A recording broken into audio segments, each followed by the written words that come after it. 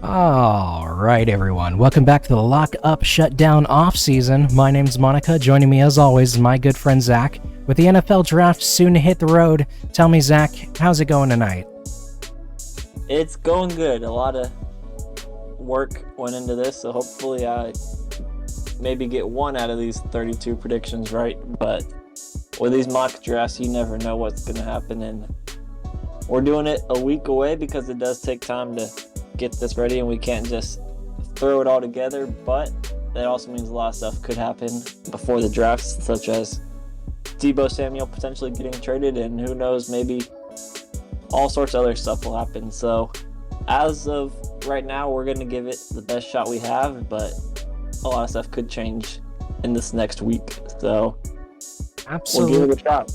Absolutely. Like you said, today we're breaking down both of our individual mock drafts from pick 1 to 32, minus any future trades that might happen between now and then. And obviously, we're not predicting any trades because that's just a little bit out of my pay grade. But It's not enough to predict who's going to be picked to one given team. You start trying to say, all right, let's predict trades instead of just predicting drafts.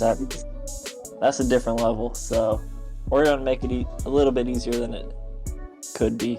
Yeah, maybe we'll get Scrax on the show one day for some trades. But other than that, let's start this off. Starting with the Jacksonville Jaguars' important first pick in the draft. Zach, you're on the clock. It's going to be number 1. I'm hopefully not going to shock you too much in the beginning, but maybe. I'm going to go with Travon Walker. Ooh. Defensive lineman from Georgia. I'm thinking that Aiden Hutchinson, the popular number 1 pick, probably has more talent right now than the Jags, but I think the Jags are looking more towards the future, and I think Walker's upside is a lot better than Hutchinson. I think they'll both probably be 2 of the best defensive players in the league, maybe 10 years from now, but right now I think the Jags just might get Travon Walker.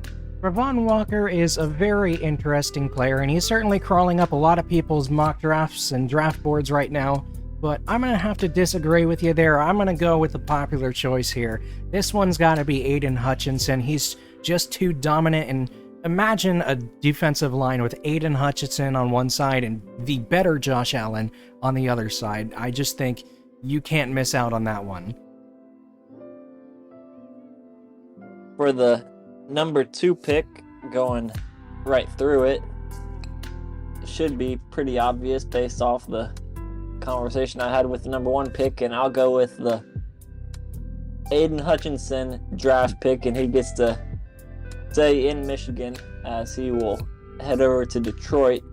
I think Detroit is in a better situation than the Jags are. I think they're keeping their coach from last season, and if they are trying to build off last season, they ended the season fairly well compared to how they started it, and I think he could fill in a huge gap that they're missing on the defense. Absolutely. There's a lot of different gaps in this Lions team. I don't think quarterback is one of them. I'm not sure why people are thinking that they're going to pick a quarterback with the 2nd pick in the draft. It's just not necessary. You'll find an equivalent quarterback in the 3rd round, probably. But I think that this one is going to be the former unanimous 1st round pick, but seems to have fallen off people's draft boards a little bit because it's Kayvon Thibodeau, who has been one of the most dominant edge rushers in the NCAA, and he's just an incredible player. He's going to fit so well in Detroit. He's going to fit well wherever he goes, but I'm going to say that it's going to be in Detroit. Why don't we move on to the 3rd pick? I'll start this one off. The Texans need everything right now. If you go on PFF and do their mock draft simulator, it says they need every position on the board. But I think that they're going to focus first and foremost on their offensive line and pick up one of the best players in this draft in the tackle out of Alabama, Evan Neal. Wow. I had the Texans picking from the same position, and my picking another offensive tackle. But this time, I'm going to have them pick an offensive tackle out of the ACC, Ike Ekwonu. Wow. Ekwonu. Luckily, I don't have to say his name on draft night when he does get drafted, but he's going to be a good pick for the Texans. I think you said they need everything, but offensive line could help both the run and pass game that they need to get going to have any shot of winning a game this season. And I think with all the running backs they have, maybe they'll try and focus on the offensive line like we both agree, but I'm going to pick Ekwonu just barely over Evan Neal. That is a surprising pick out of you, considering Evan Neal was at one point on top of everybody's draft board, just the same as Kayvon Thibodeau. But hey, you know what? It's a bit of a reach in my opinion, but I'm not going to put that past the Texans of all teams. Let's move on to the fourth pick. With the fourth pick in the NFL draft, I think that the New York Jets are going to be picking a wide receiver out of USC, who I have been absolutely lauding for the last couple of years. Ever since the pandemic season, this guy has been my favorite player in the NCAA, and I've been so waiting to see him in the NFL. He's big, he's tall, he's exactly what the Jets need, and that's Drake London. Drake London is a really good wide receiver. I knew you were high on him from our conversations we've had off air, but I got him drafted pretty high. I don't have him drafted that high. For this pick, I'm going to say that the New York Jets are going to select Kayvon Thibodeau, which you had picked earlier. I think they've got pieces that are starting to fit together, and I'm not going to put it past the Jets to maybe go and get Deebo Samuel, maybe get another wide receiver. They were in on Tyreek Hill, now they're in on Deebo. I think they're going to focus on the defensive side of the ball, and with that being said, Thibodeau would be the best defensive player available based off the picks that I have before him. So I'm going to say the Jets pick Kayvon Thibodeau. That's a very good pick. I completely agree with you there. Let's move on to the fifth pick in the NFL draft. It's the other team in New York. It's the New York Giants. And I think that the Giants here need basically everything, no different from the Texans. They are not in a very good situation, but I think that they're going to focus on that defensive secondary, and I think they're going to pick the best player available in Kyle Hamilton. Although I don't exactly agree that he's the best player available. He's going to be the best player available on anybody's draft board, and I think that's going to be Kyle Hamilton. Kyle Hamilton is a really good player, and as of right now, we are 0 for 5 on trying to pick the same players to be drafted in the same spots. I'm going to say the New York Giants focus on the offensive side of the ball. They are still in on Daniel Jones for whatever reason, but given that they are still trying to save Daniel Jones, I'm going to say they go and try and get an offensive lineman named Charles Cross. Whoa. Okay, I was on board a little bit with Ekwonu being picked before Evan Neal. You've got a guy who... Okay, you know what? You explain this to me. Charles Cross, it's not so much that... I think his pro day helped him the most, and I don't know, I've never been sold on Evan Neal. I've got him picked in the top 10, I'll tell you that. But I've never been the guy that said, oh, Evan Neal should be the number one pick and everything else. So I like that you're supporting me for the positional logic, and maybe we'll have to see what the Giants believe between the difference of Evan Neal and Charles Cross. We'll certainly see. I think you and I are going to see some significant disagreement on that Charles Cross pick much later on. Let's talk about the sixth pick in the draft. It's the Carolina Panthers. There's a lot of different things that they could go with here. Obviously, quarterback certainly is a need, but I think that they're going to give Sam Darnold they're either going to give Sam Darnold a second chance, or they're going to acquire Baker Mayfield in the trade sweepstakes going on right now. But for the time being, I think that with this draft pick, they are going to go with Ikem Ekwonu out of North Carolina State. I like that guy. Heard he might be pretty. For my pick for the Panthers, I'm going. You mentioned the quarterback situation that they are facing, and I think they are going to go in on that. When you got Cam Newton playing quarterback for your team, you know you're not doing great, and that's the situation the Panthers faced last season. So who knows? Sam Darnold may start beginning of the season, but I think the Panthers are going to want to get at least one other quarterback on their roster that has a chance of turning into something. And that is why I think the Panthers will be the first team to draft a quarterback, and they'll draft Kenny Pickett. That's a pretty good... That is... The quarterbacks aren't as high as they have been in previous drafts, and I think it's because the quarterback talent level isn't as high as previous drafts, but Kenny Pickett is by no means a bad quarterback, and I could see him fitting in pretty well with the Panthers system. I won't blame you too much for that pick. I just think that they've got too many other things on their mind right now, and as much as it's to my dismay, I have this feeling that they're going to give Sam Darnold another chance, as little as he deserves it. Let's move on to the second of the Giants picks with number 7, where I think that the Giants need to start working on that dominant defense even further after picking up Kyle Hamilton. And I think that they're going to go with an edge rusher who you had first overall in Travon Walker out of Georgia, who's been slowly climbing up those draft boards, but still staying low for me.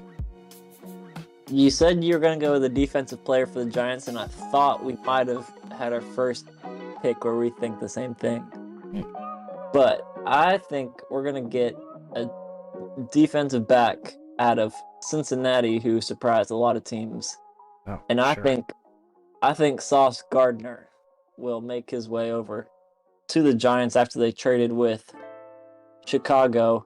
And, you know, the Sauce Gardner, you saw how many sacks he had last season with Cincinnati, and you know, from a defensive back you may not be expecting that, but with Wink Martindale in New York, I think he'll fit in with their system that they're gonna try and run up there, and I think he'll be the newest New York Giant. I agree with Charles.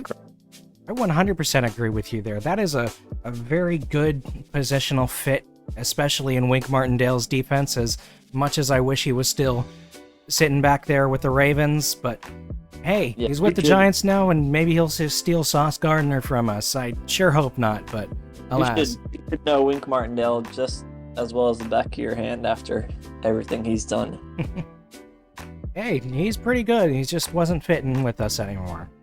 Let's move on to the 8th pick, the Atlanta Falcons, who could go a handful of different ways here, but they did just trade away Matt Ryan, but then acquired another quarterback in Marcus Mariota.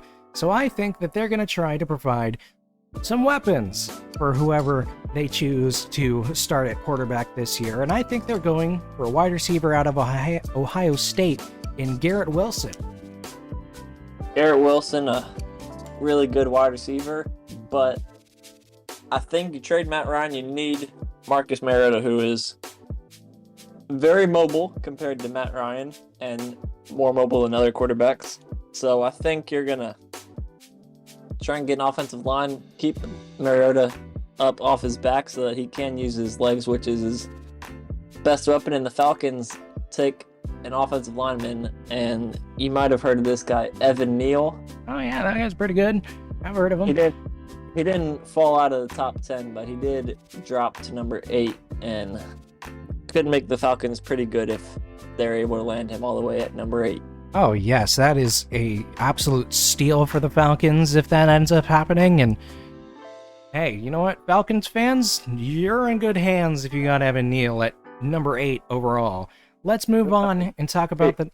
Rashawn Slater fell pretty far last year, all the way outside the top 10, so Evan Neal might fall a little bit, but I'm going to have him at 8 going to the Falcons. Let's move on and talk about the 9th pick in the draft, and that is the Seattle Seahawks, who just traded away Russell Wilson and acquired none other than Drew Lock, which is exactly why I think the Seahawks here have to go with a quarterback. First and foremost, I think that they're going to go with a quarterback who's most ready to perform right here and right now, right in his rookie season, and I think that they're going to go with Kenny Pickett out of Pittsburgh. That makes sense for the Seahawks, but I think they traded for Drew Lock for a reason, and I don't think they're try and get rid of him and get another quarterback before he even gets a chance to play one game for him. I don't think he deserves a chance to play one game for him. So I think the Seahawks are gonna focus more on the defense because honestly, I don't think they have any clue what they're doing right now regarding the offensive side of the ball. So I think they're gonna go for a really good defensive back out of the SEC, Derek Stingley Jr. from LSU will go top 10 and help the Seahawks and Jamal Adams maybe not give up as many points as they were giving points away left and right, it felt like last year. I have to agree with you on one point there, and that's the fact that Derek Stingley is going to the top 10 as we move on to our 10th pick in the draft with the New York Jets back on the board. And I think that they're going to go with Derek Stingley. He's such an incredible player, and you can't pass up on him being at the 10th pick. Anywhere after that, Derek Stingley is first on the draft board. I think you have to go with Derek Stingley here if you're the Jets. After putting Stingley the pick before the Jets, I'm going to go with the wide receiver.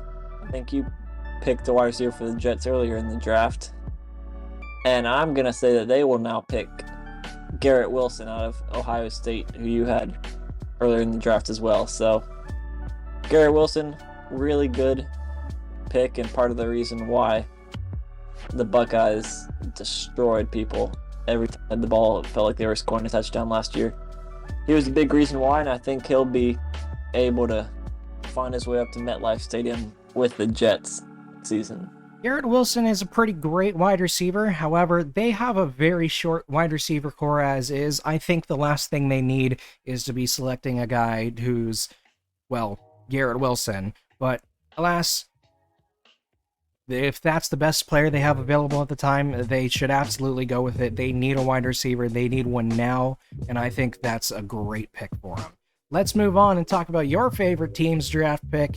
That's the 11th pick, and it's the Washington now Commanders, who I think are going to take a second straight cornerback and pick Ahmad Gardner out of Cincinnati. He's such a solid player. I am praying he falls to the Ravens, but I don't think there's a world where that remotely happens, and Sauce Gardner is absolutely going to be a Commander.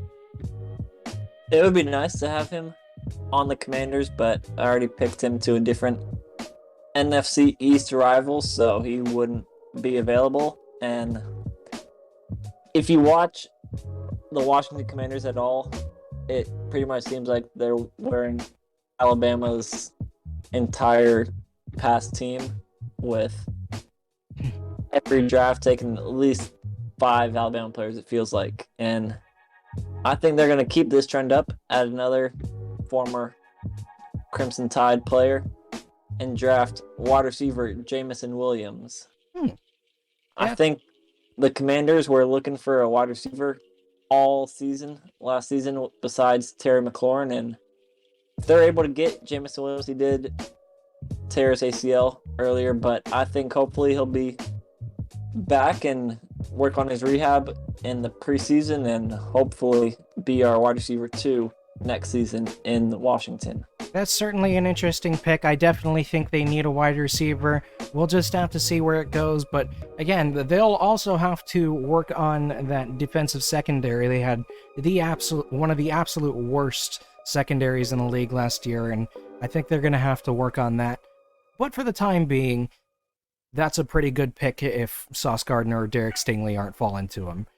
Next up, let's talk about the 12th pick, the Minnesota Vikings, who I think are going to be focusing on that defensive line of theirs, and I think that they're going to pick up Jordan Davis out of Georgia with the 12th pick.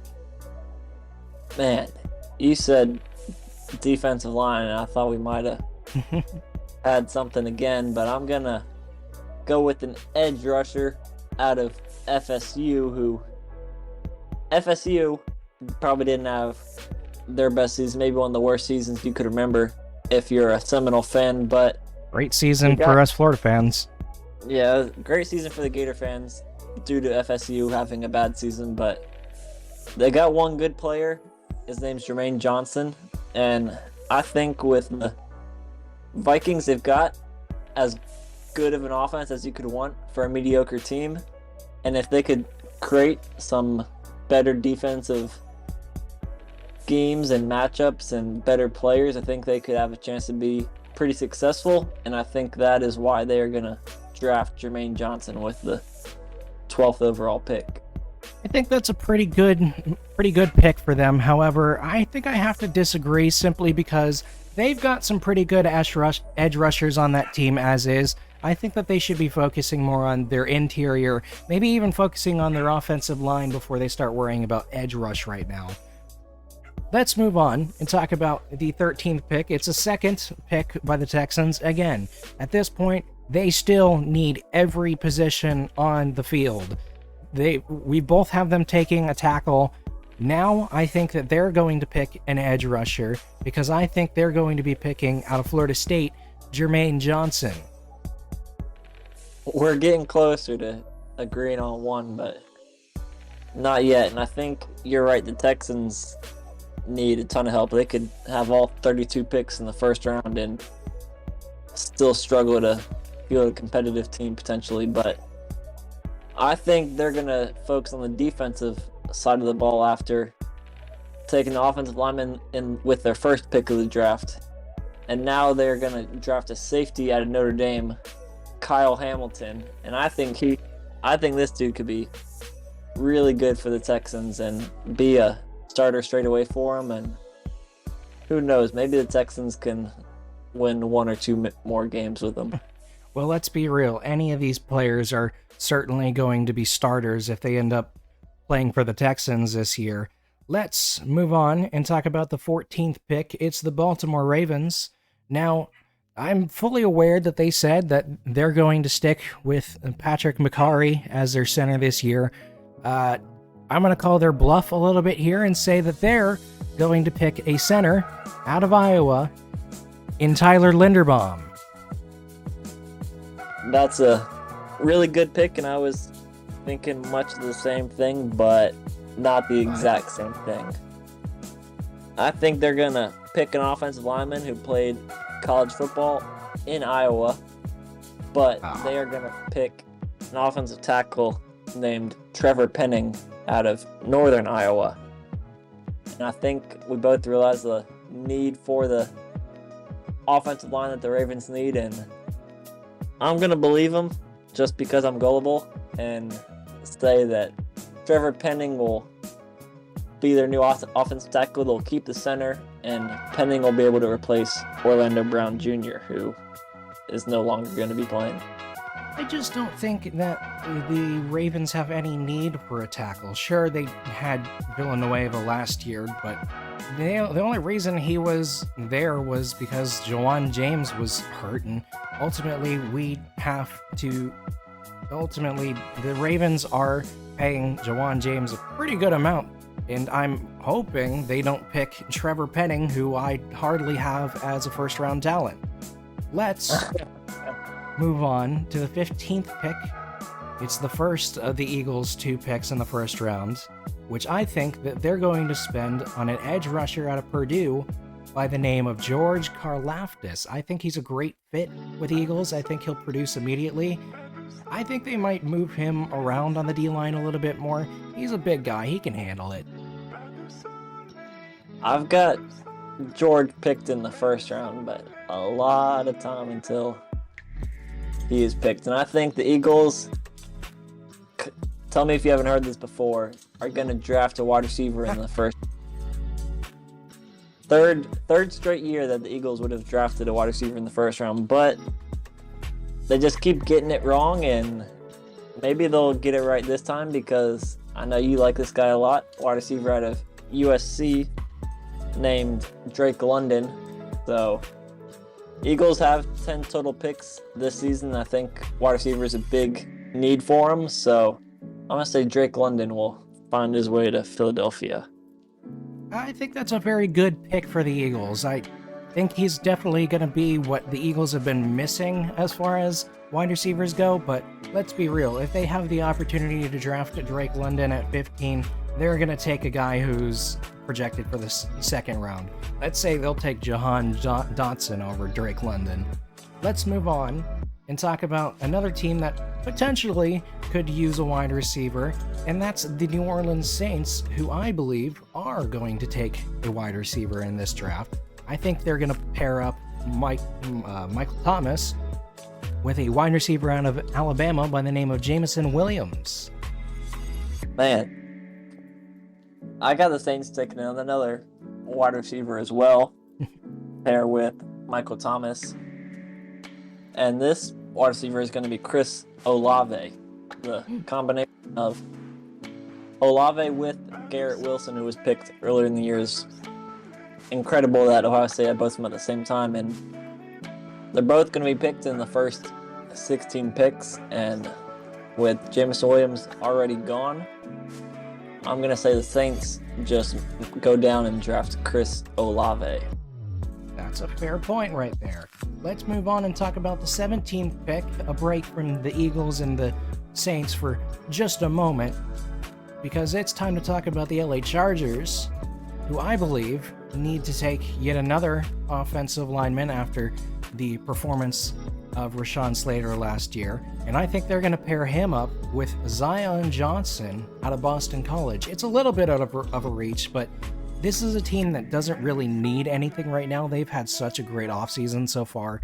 I think the defensive side of the ball is completely filled up for them, and I think the only real thing they need to worry about right now is protecting Justin Herbert even better than before. I'm gonna go with a surprise pick. I think only because of the position, but I like the Chargers defense. I think their offensive line's perfectly fine. They've obviously got a good quarterback and running back. So I'm going to go with yet another wide receiver for the Chargers. I'm going to say out of Arkansas, they're going to go with Treylon Burks, who I think is a really good wide receiver that maybe slept on a little bit because he's from Arkansas and didn't play at the Ohio State, USC's, Alabama's of the world, but talented wide receiver. But my only concern is that the Chargers do still have Keenan Allen and Mike Williams. It's certainly not a terrible pick for them. Again, it's kind of hard to pick for the Chargers here. They have a lot of positions filled right now. I don't really know what they quote-unquote need. Let's move on and talk about the Philadelphia Eagles, who earlier I had picking George Karlaftis rather than taking wide receiver. Here, I don't think they're going to make the same mistake again, because I think they're going to be picking Chris Olave out of Ohio State. Again, great fit for the Eagles. He'll fit in well, but it also might be the wrong pick for the Eagles. Yeah, the Eagles with 2 picks almost back to back, but with the Eagles picking a wide receiver at pick 15, I don't think they need to draft another one at pick 18. I'm going to go the opposite side of the ball and say that the Eagles are going to draft Devin Lloyd out of Utah. I think he'd be a great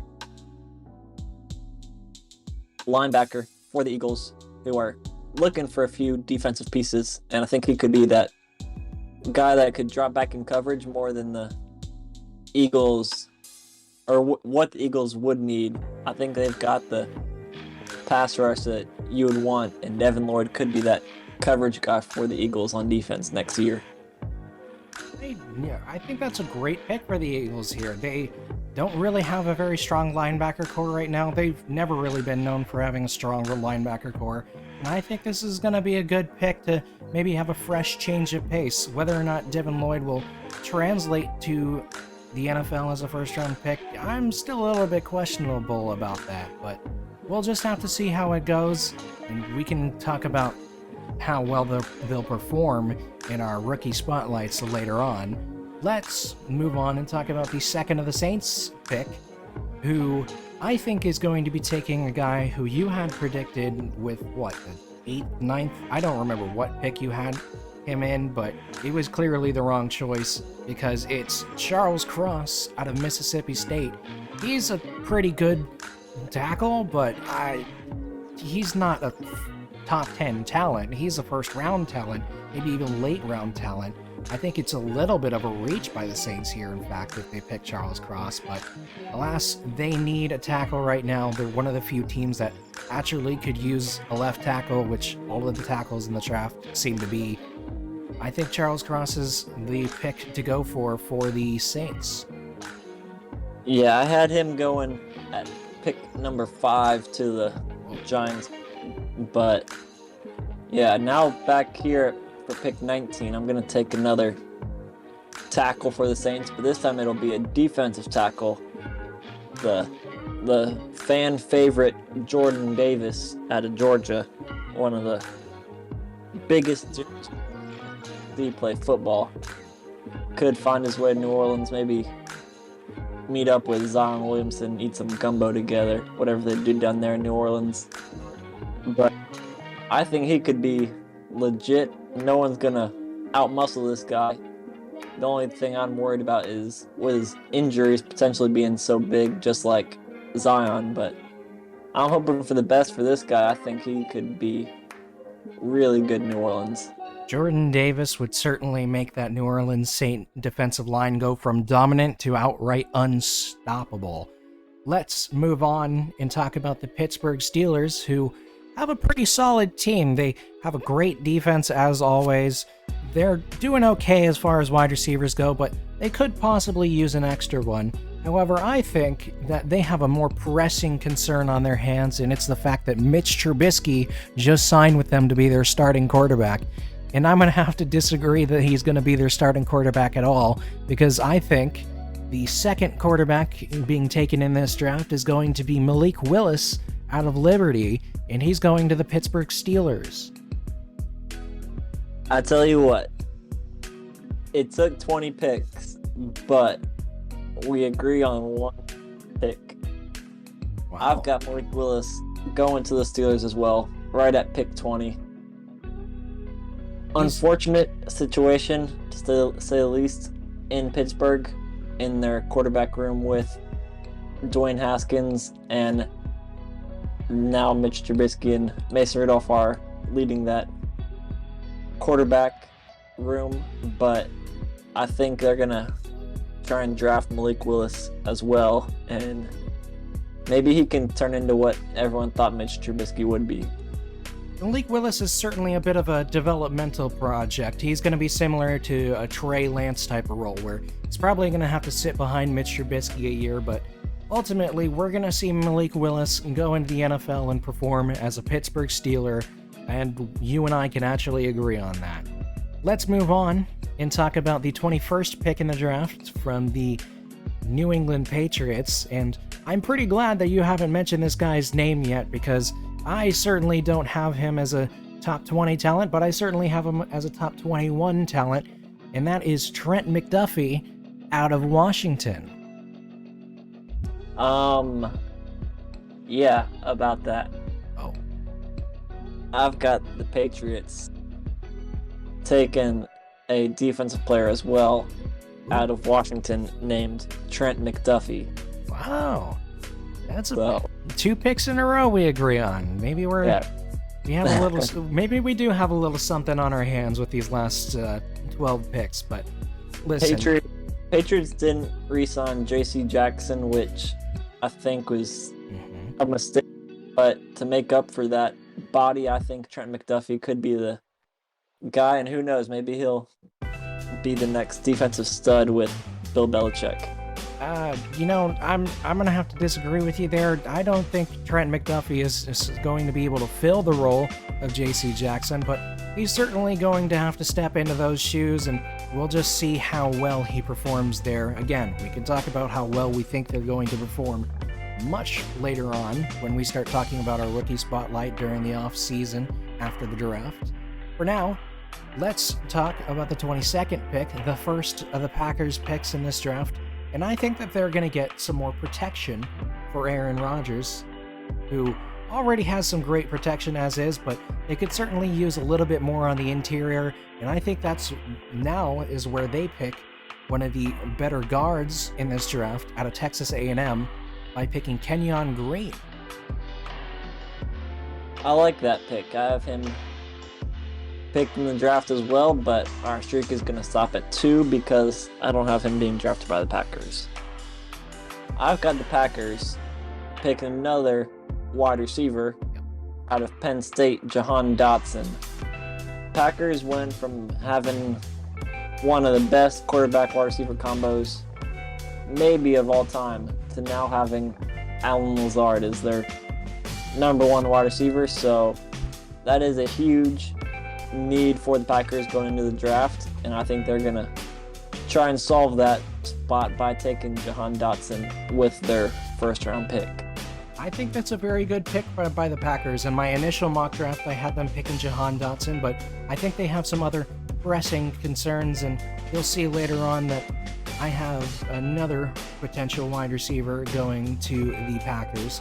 But for now, let's talk about the 23rd, where I believe that the Arizona Cardinals are going to be working on replacing the role that Patrick Peterson had for them, because I think they're going to be picking a cornerback out of Clemson, an absolute stud in Andrew Booth.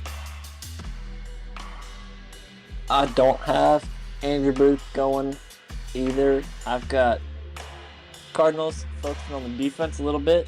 I think they're gonna try and figure out the mess that is the offensive side of the ball right now with the whole Kyler Murray situation and everything else they've got going on. And I've got them out of Boston College taking Zion Johnson, the offensive lineman.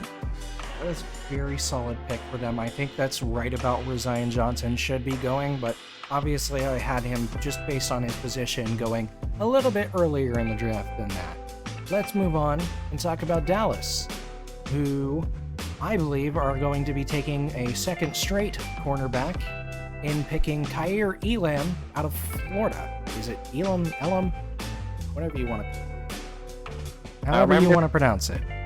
I think I remember it being Elam. Did a great job for us Gator fans, made us happy on different occasions, so hopefully get to see him bring that success to the NFL. But I don't think it'll be in Dallas. I think that Dallas is going to try and help out their offensive line some more and take Tyler Linderbaum, who you mentioned earlier, I believe. I think he could slide in and be their starting center from day 1 of the season. So, oh, absolutely. Cowboys taken with their first-round pick. Absolutely agree with you there.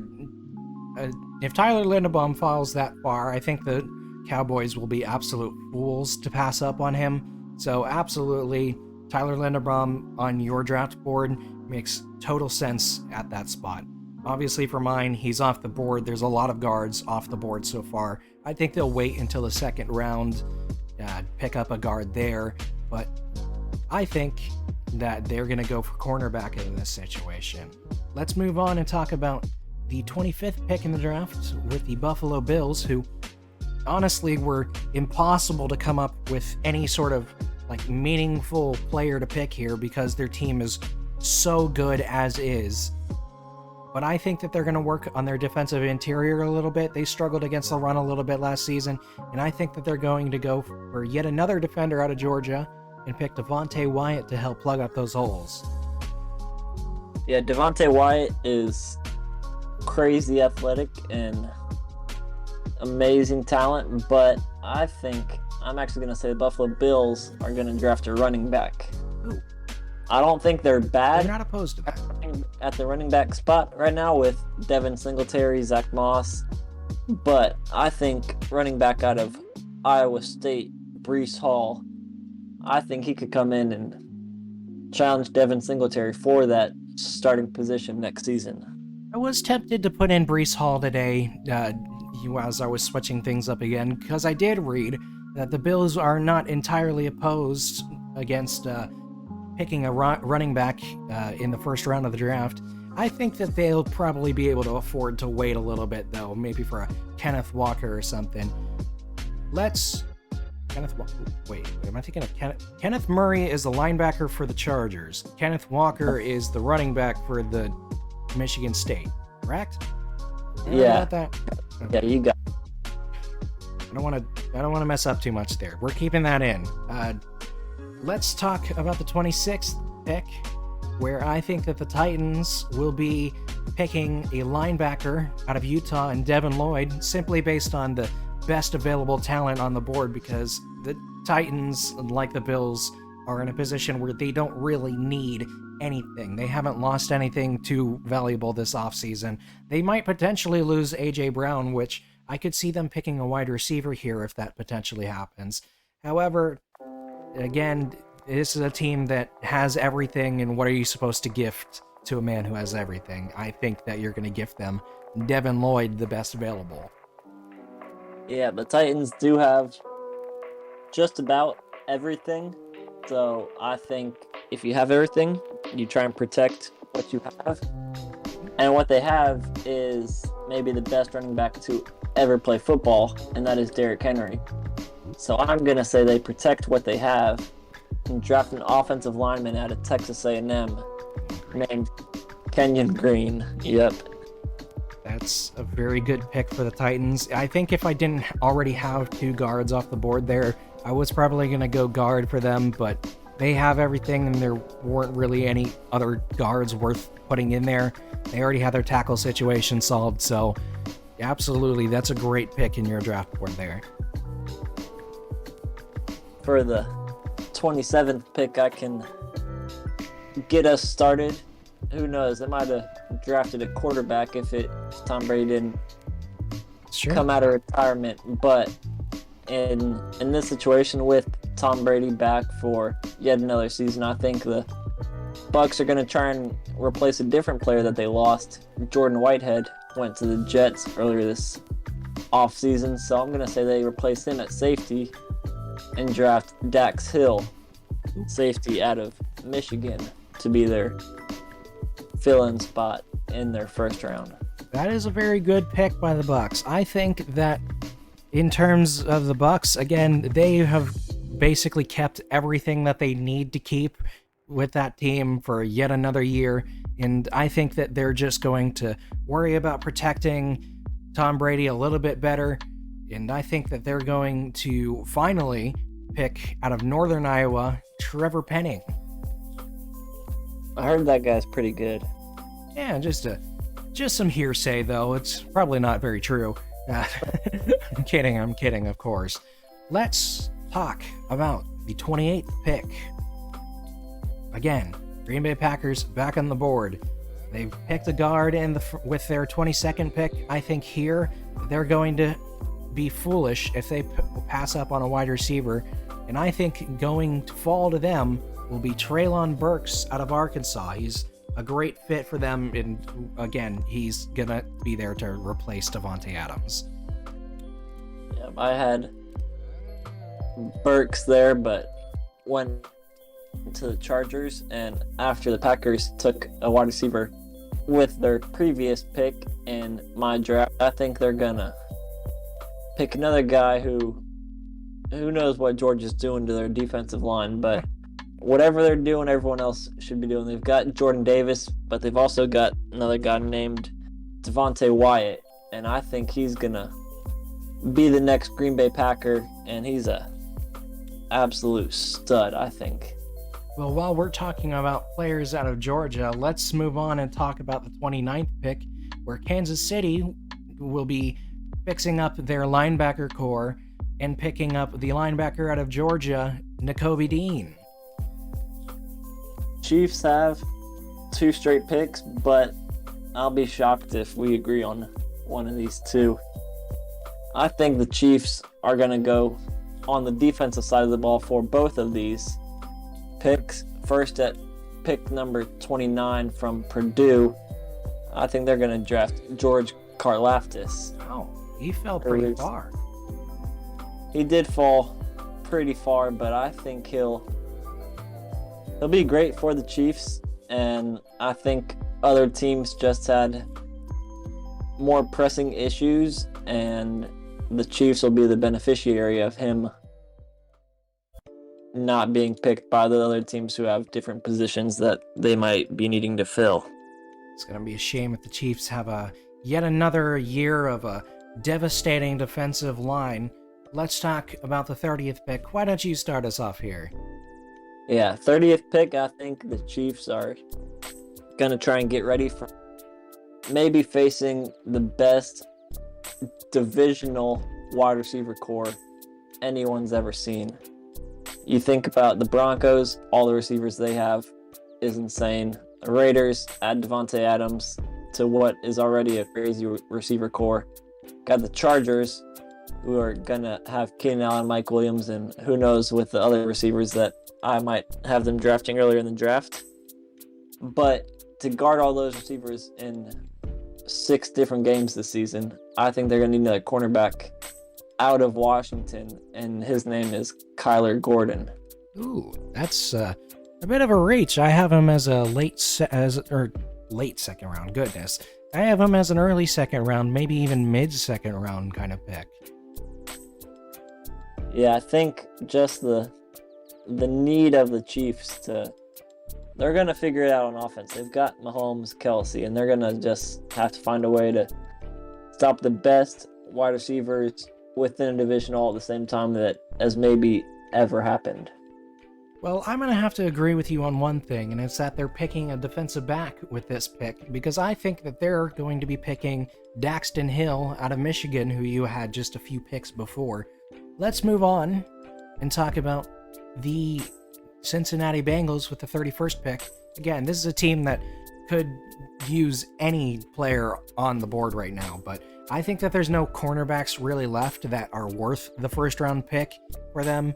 And so I think that they're going to be picking a halfback to play backup to Joe Mixon and replace Samaje Perine, who choked away the Super Bowl for him. Because I think they're going to be picking out of Iowa State, Breece Hall. I've actually got the Bengals maybe having some PTSD from Joe Burrow having the worst offensive line known to mankind and getting hurt earlier in his career. They did a good job this offseason so far.